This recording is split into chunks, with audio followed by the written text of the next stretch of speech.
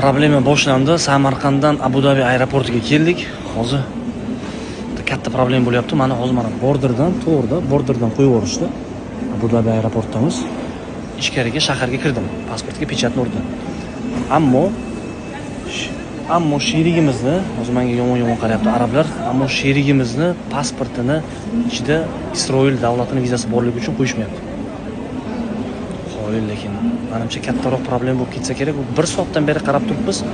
To'g'rida o'tirishibdi, ichkarida tekshiryapti pasportlarni, bazadan tekshirib, legalni borib kelganman desa ham qo'yib yuborishmayapti.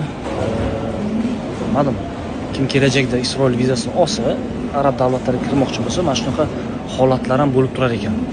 Men uchun shaxsan bu hozir shok, chunki agar qo'yib yubormasa, bizning shuncha biletlarimiz kuyib ketadi.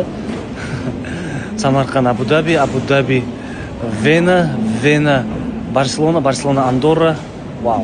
Undan keyin Portugaliya. Просто tak kuyib ketadi hammasi, chunki bunaqasi men uchun birinchi marta.